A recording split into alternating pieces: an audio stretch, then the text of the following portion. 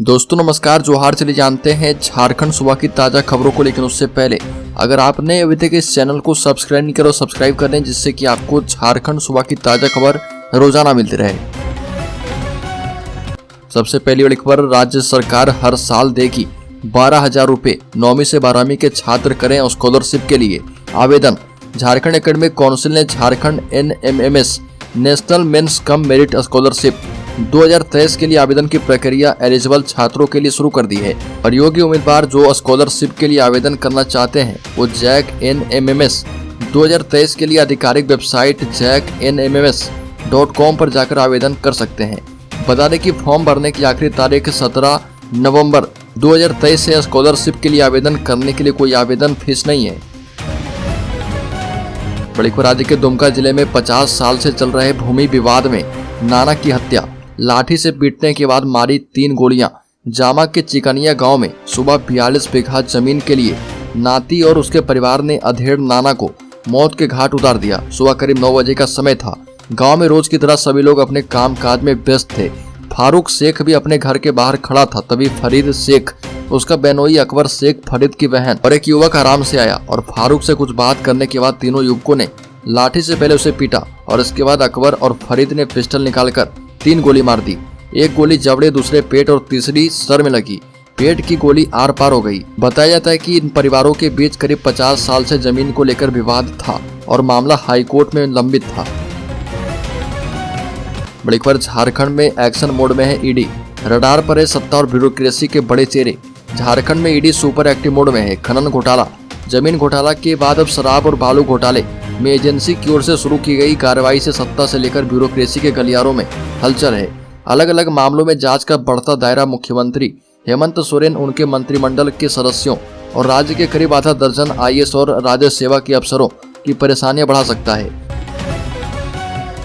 ED power brokers और कई कारोबारियों पर लगातार शिकंजा कस रहा। ईडी की जांच और कार्रवाई की वजह से राज्य के 2 IAS अफसर पूजा सिंघल और छवि रंजन, ग्रामीण विकास विभाग के पूर्व चीफ इंजीनियर सहित कई बड़े नेता भी अंदर हैं। और बता दें कि एजेंसी की सबसे ताजा कार्रवाई शराब घोटाले से हुई है और बीते दिन शराब घोटाले के किंगपिन माने जाने वाले राज्य के बड़े कारोबारी योगेंद्र तिवारी को ईडी ने गिरफ्तार किया है।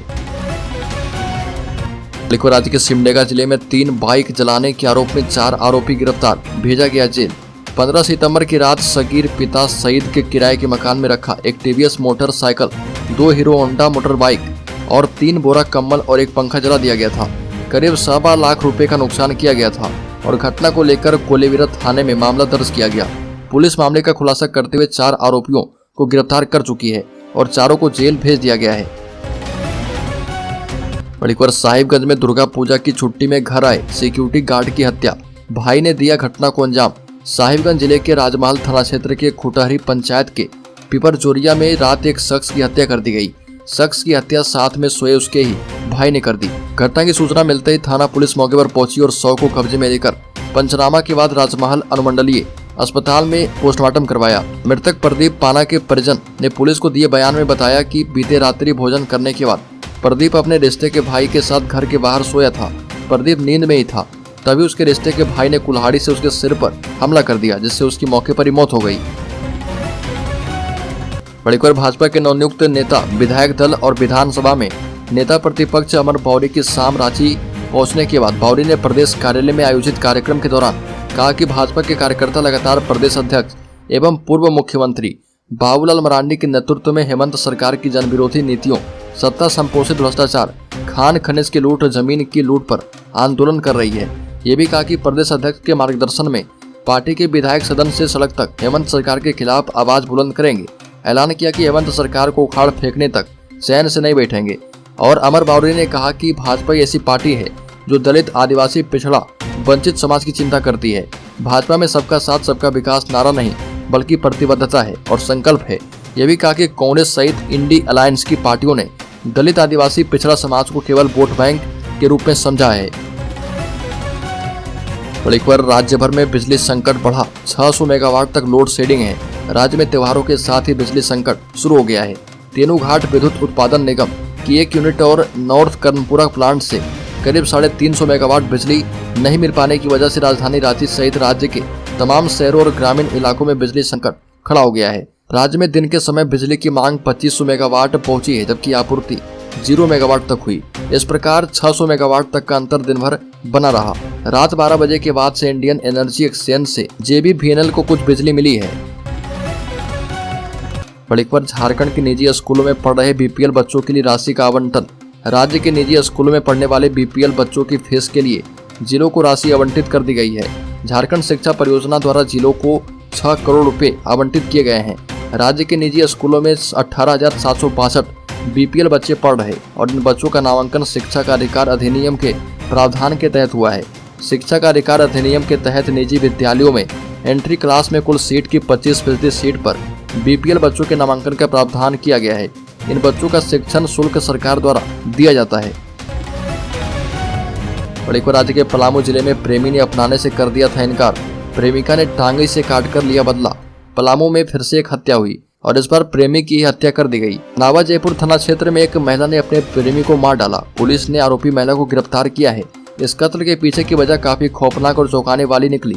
प्रेमिका ने पहले प्रेमी को मिलने के लिए बुलाया और फिर बेला फुसलाकर सुला दिया और बाद में प्रेमिका ने टांगी से प्रेमी को काट डाला। इस मामले में पुलिस ने हत्या की आरोपित प्रेमिका को गिरफ्तार कर लिया है। 21 अक्टूबर को नवा जयपुर थाना क्षेत्र के कोल्हुआ में पुलिस ने एक युवक का शव बरामद किया था और युवक की धारदार हथियार से गला काटकर हत्या की गई थी। युवक की पहचान धर्मेंद्र उरांव के रूप में हुई है, जो कि छतरपुर के भिकही गांव का रहने वाला था। पूरे मामले में परिजनों के बयान के आधार पर धर्मेंद्र की प्रेमिका अंजलि उर्फ समिता कुमारी के खिलाफ FIR दर्ज किया गया है। आरोपित अंजलि कुमारी ने पुलिस अधिकारी को बताया कि घटना से 2-3 दिन पहले वह धर्मेंद्र के घर गई थी, जहां उसने अंजलि को अपनाने से इनकार कर दिया था। बदले की आग में उसने ये घटना को अंजाम दिया। राज्य के गिरिडीह जिले में दबंगों से जमीन मुक्त कराने के लिए 1 माह से धरने पर बैठा है दलित परिवार। गिरिडीह के जमुआ के 11 दलित परिवार इंसाफ की मांग कर रहे हैं। इंसाफ की उम्मीद में परिवार के सदस्य पिछले 40 दिनों से धरने पर बैठे हैं। ये लोग अब समानाली के सामने ही बांस के सामान बनाने में लगे हैं और इन्हें डर है कि यदि जमीन पर जाते हैं तो इनके साथ अनहोनी हो सकती है। धरने पर बैठे भेखलाल तुरी, प्रतिमा देवी समेत अन्य ने कहा कि जब झारखंड अलग नहीं हुआ था और बिनेश्वरी दुबे बिहार के मुख्यमंत्री थे, उस वक्त तुरी समाज के 11 परिवार को 1-1 एकड़ जमीन भूदान में मिली। इस जमीन पर मुस्लिम समाज के लोगों ने जबरन कब्जा कर लिया। इसका विरोध किया गया तो वो लोग मारने पीटने पर उतारू हो गए और ये मामला कोर्ट में गया तो वहां पर दलितों की जीत हुई, लेकिन जमीन पर कब्जा दबंगों की बरकरार है। बल्कि पूरे राज्य में निर्वाचन आयोग ने पहली बार ऐसा काम किया है जिससे उसके पास राज्य के भावी मतदाताओं की सटीक संख्या है। आयोग ने पहली बार मतदाता सूची को लेकर भावी मतदाताओं का डेटाबेस तैयार किया है। यह डेटाबेस बताता है कि केवल रांची जिले में आगामी विधानसभा चुनाव में 1,03,335 युवा ऐसे होंगे जो कि पहली बार मतदान करने वाले हैं। निर्वाचन आयोग ने पहली बार स्कूली छात्रों की संख्या के आधार पर डेटा तैयार किया है। छात्रों का यह आंकड़ा प्रखंड स्तर से लेकर जिला स्तर तक से लिया गया है। रांची की बात करें तो आयोग की ओर से रांची जिला के सभी 7 विधानसभाओं से आंकड़ा तैयार किया गया है और इस डेटाबेस के लोग 1 अक्टूबर 2024 तक रांची जिला के मतदाता बन जाएंगे। बल्कि मोरहाबादी में रावण दहन की तैयारी, 70 फीट ऊंची होगी रावण की प्रतिमा। हेमंत सोरेन रिमोट से करेंगे तीनों पुतलों का दहन। रांची के मोरहाबादी मैदान में इस बार 70 फीट का रावण का पुतला तैयार किया गया है। कुंभकर्ण के पुतले की लंबाई 65 फीट और मेघनाथ की 60 फीट ऊंची होगी। पंजाबी हिंदू बिरादरी की ओर से मोरहाबादी में रावण दहन की तैयारी की जा रही है। मुख्यमंत्री हेमंत सोरेन रिमोट से तीनों पुतलों का दहन करेंगे और इस दौरान रंगारंग कार्यक्रम का आगाज होगा। हर साल की तरह इस बार भी लोग रावण दहन के आयोजन में शामिल हो पाएंगे और यहाँ पर होने वाली आतिशबाजी और कार्यक्रम का आनंद ले पाएंगे।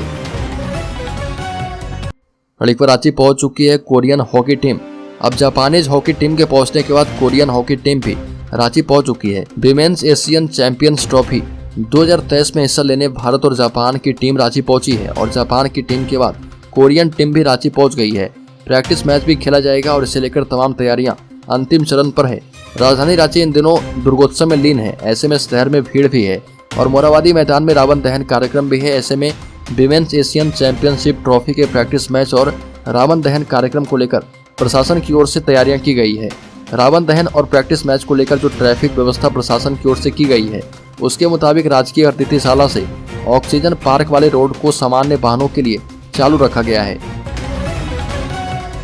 बल्कि झारखंड के स्कूलों में पढ़ रहे बच्चों को उनकी वीरता और साहसिक काम करने के लिए सम्मानित किया जाएगा और उन्हें इसके लिए पुरस्कृत किया जाएगा। राज्य के ऐसे वीर और साहसी बच्चों को केंद्र सरकार की वीर गाथा पुरस्कार के तहत चयनित किया जाएगा। जिलों से आवेदन को लेकर स्कूली शिक्षा एवं साक्षरता विभाग ने जिलों को निर्देश दे दिए हैं। राज्य से 30 अक्टूबर तक आवेदन किए जा पाएंगे। वीर गाथा पुरस्कार के लिए 3 स्तर पर बच्चों का चयन किया जाएगा और इसकी शुरुआत प्रखंड स्तर से किया जाएगा। इसके बाद जिला से लेकर राष्ट्रीय स्तर तक ऐसे बच्चे चयनित होंगे और सम्मानित किए जाएंगे। शिक्षा विभाग की ओर से भेजे गए पत्र में बताया गया कि बहादुर बच्चों को सम्मानित करने के दौरान कई तरह की प्रतियोगिताएं होगी और यह प्रतियोगिता स्कूल स्तर पर आयोजित किए जाएंगे। इन प्रतियोगिताओं में कविताएं, पेंटिंग और निबंध लेखन आदि शामिल होगी। तमाम प्रक्रिया पूरी करने के बाद पुरस्कार की घोषणा कर दी जाएगी।